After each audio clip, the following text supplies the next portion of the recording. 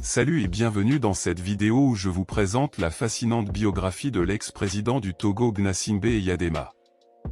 Issu d'une famille paysanne protestante, Étienne Eyadema, ses deux prénoms, sous lesquels il se fait appeler jusqu'en 1974, avant finalement d'escamoter le prénom chrétien Étienne.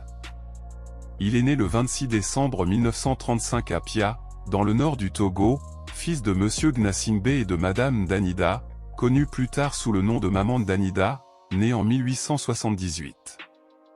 Il perd son père très tôt, qui serait décédé après avoir été passé à tabac à la suite d'une altercation avec des soldats de l'armée coloniale. Après la mort de son père, Étienne Eyadema Gnassingbé s'inscrit à l'école primaire évangélique de Pia, où il ne dépassera pas le cours élémentaire. Après avoir travaillé comme métayer chez un agriculteur de Kaboussara, en pays Bassar à l'ouest de Kara, Étienne Eyadema Gnassingbé part pour Ouida au Dahomey, actuel Bénin, où il se fait recruter dans les rangs de l'armée coloniale française en 1954. Envoyé en Indochine puis en Algérie. À la suite de l'indépendance politique du Togo et à la fin de la guerre d'Algérie, Étienne Eyadema Gnassingbé et d'autres combattants indigènes de l'armée coloniale sont démobilisés et rentrent dans leur pays d'origine, nouvellement indépendant en 1962. Contrairement aux autres États qui ont incorporé les démobilisés de l'armée coloniale dans les toutes nouvelles armées nationales, le Togo a refusé d'incorporer les démobilisés dans la gendarmerie nationale togolaise, officiellement pour des raisons budgétaires. À l'époque, la gendarmerie comptait 300 hommes et une seule caserne à Lomé, sous le commandement du commandant Georges Métrier, gendarme français envoyé au Togo comme coopérant et conseiller militaire du chef de l'État togolais. En janvier 1963, Étienne Eyadema Gnassingbé participe activement à l'assassinat de Sylvanus Olympio, premier président du Togo depuis l'indépendance en 1960. Il revendiquera dans la presse cet assassinat. Rejoignant l'armée togolaise, il devient le 1er novembre 1965 chef d'état-major des armées avec le grade de lieutenant-colonel. Le 13 janvier 1967, Étienne Eyadema Gnassingbé renverse Nicolas Grunitzky, second président de la République et prend le pouvoir. Le 15 avril, il devient officiellement président de la République, chef du gouvernement et ministre de la Défense. Le 13 mai 1967, il dissout tous les partis politiques. En 1969, il fonde le Rassemblement du peuple togolais, RPT, le parti unique du pays. Le 9 janvier 1972, Étienne Eyadema Gnassingbé est confirmé à la tête de l'État par un plébiscite, réprimant durement toute forme d'opposition politique. Il sera réélu à 5 reprises en 1979, 1986, 1993, 1998 et 2003. Le 13 janvier 1980 est proclamée la Troisième République. En août 1982, il accueille le pape Jean-Paul II lors de sa visite au Togo. Le 23 septembre 1986, à la suite de l'attaque d'un commando à Lomé, les autorités mettent en cause le Ghana et le Burkina Faso qui démentent. Le président Eyadema Gnassingbé, en vertu des accords militaires franco-togolais, demande l'aide militaire de la France. Des soldats français débarquent à Lomé. En 1990, des grèves et des manifestations secouent le pays. En octobre 1990, l'armée disperse par la force une manifestation de soutien à de jeunes opposants. Les troubles politiques et sociaux au début des années 1990 ont fait plusieurs centaines de morts. En avril 1991, Gnassingbé Eyadema est obligé d'instaurer le multipartisme, à la suite des pressions du président français François Mitterrand. Du 8 juillet au 28 août 1991, se tient une « conférence nationale » qui opte pour la mise en place d'un régime semi-présidentiel, institue un Haut Conseil de la République, HCR, et impose la nomination d'un Premier ministre 13. Des tensions persistantes. Modifiées. En décembre 1991, à Lomé, les chars tirent sur les bureaux du chef de gouvernement. Eyadema Gnassingbé récupère alors toutes ses prérogatives. Il fait adopter une nouvelle constitution le 27 septembre 1992. Le 16 novembre, commence une grève générale de plusieurs mois pour obtenir la neutralité politique de l'armée. Le 25 janvier 1993, la police tire sur une manifestation de l'opposition à Lomé, au moins 16 morts, source médicale, plus de 50 selon l'opposition. La communauté européenne suspend sa coopération. Le 25 mars 1993, Gnassingbé Eyadema échappe à une attaque lancée contre sa résidence officielle. Il avait déjà été l'objet de plusieurs attentats ou de complots. Le 21 juin 1998, il est réélu lors d'un scrutin contesté par l'opposition et mis en doute par de nombreux observateurs européens, qui revendiquent la victoire pour le candidat de l'Union des forces de changement, UFC, Gilles-Christ Olympio.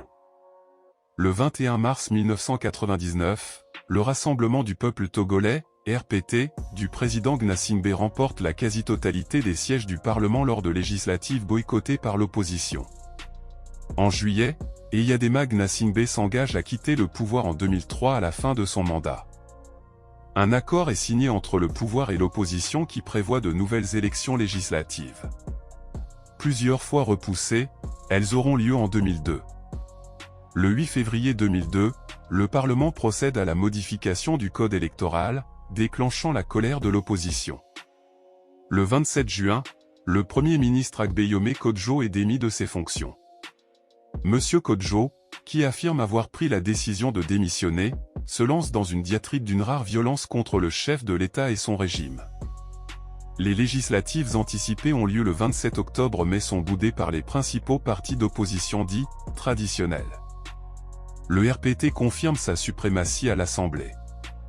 Le 30 décembre 2002, le Parlement modifie l'article 59 de la Constitution qui limitait à 2 le nombre de mandats présidentiels, ouvrant la voie à une nouvelle candidature de Eyadema Gnassingbé. Le 2 mai 2003, la candidature de l'opposant Gilles-Christ Olympio à la présidentielle n'est pas retenue par la commission électorale pour cause de « dossier incomplet », il manque un certificat médical. Le 21 mai, Gilles-Christ Olympio dénonce « le coup d'État permanent » du chef de l'État. Le 1er juin, Eyadema Gnassingbé est réélu pour un 3e mandat de 5 ans avec 57,78% des voix lors d'un scrutin dont les résultats sont contestés par plusieurs dirigeants de l'opposition. Le 20 juin, il prête serment devant cette chef d'État africain. En 2004, à la suite de l'engagement de la tenue d'élections législatives en 2005, l'Union européenne normalise partiellement ses relations avec le Togo. Eyadema Gnassingbé meurt le 5 février 2005, victime des conséquences d'une crise cardiaque subie le matin même dans sa ville natale de Pia, à bord du Boeing 707 présidentiel, qui survole alors la Tunisie et l'évacue vers l'Europe pour raisons sanitaires 12. À l'annonce de son décès, le président français Jacques Chirac présente ses condoléances à sa famille en rappelant « Avec lui disparaît un ami de la France qui était pour moi un ami personnel ». D'après le chercheur commis M. Toulabor, Centre d'études d'Afrique noire Institut d'études politiques de Bordeaux, 38 ans durant, Étienne Gnassingbé Eyadema, elle, ami personnel, du président français Jacques Chirac, s'est maintenu au pouvoir grâce à 2 coups d'État, un usage systématique de la fraude électorale, l'appui fidèle d'une armée noyautée par ses proches et son ethnie kabyé, de solides réseaux d'amitié à l'étranger, notamment en France, et un habile verrouillage de l'accès aux maigres ressources économiques du pays. Dès sa prise de pouvoir, par un coup d'État militaire, Eyadema Gnassingbé reçoit le soutien de la France. Il conserve ce soutien de la part des différents présidents français, de Charles de Gaulle à Jacques Chirac. Il est le fer de lance de la politique française et de la défense des intérêts français dans la sous-région.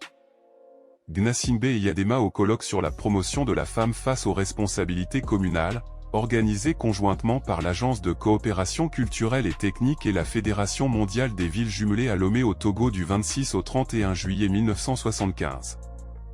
Les organisations de défense des droits de l'homme, tant togolaises qu'internationales, ont régulièrement dénoncé les atteintes aux droits de l'homme commises par le régime de Eyadema Gnassingbé. Le 5 mai 1999, Amnesty International, dans un rapport intitulé « Le règne de la terreur », accuse le pouvoir d'avoir exécuté des centaines de personnes et jeté leurs corps à la mer après la proclamation des résultats de l'élection de 1998. En juin 2004, la Fédération internationale des droits de l'homme, FID, accable le régime dans un rapport intitulé « Togo, l'arbitraire comme norme et 37 ans de dictature » où elle dénonce la torture systématique dans les commissariats en toute impunité, la justice aux ordres du pouvoir, les prisons surpeuplées et les élections truquées. François Barazé de Lanurien, ancien de la 33e Waffen Grenadier Division de la SS Charlemagne, fut l'un de ses conseillers. Alors que la Constitution prévoit que le président de l'Assemblée nationale doit assurer l'intérim jusqu'à la tenue de nouvelles élections, 60 jours après le décès du président en exercice, l'armée togolaise prend le pouvoir à la mort de Eyadema Gnassingbé, prétextant que le président de l'Assemblée nationale n'est pas présent dans le pays. En toute hâte, le Parlement élit un de ses fils, Faure Gnassingbé, président de l'Assemblée nationale, et modifie la Constitution afin de prolonger son mandat jusqu'à la fin normale de celui de son père. L'Union africaine dénonce un coup d'État militaire. Le secrétaire général de l'ONU, Kofi Annan, demande que la Constitution soit respectée. La Fédération internationale des droits de l'homme et la Ligue togolaise des droits de l'homme dénoncent la « dictature héréditaire » dans un communiqué. Le 25 février, à la suite très certainement des pressions internationales, Faure Gnassingbé annonce qu'il renonce à la présidence, que des élections seront organisées dans les prochaines semaines et qu'il se portera candidat à la présidence. Il est élu le 4 mai 2005, puis réélu en 2010, 2015 et 2020.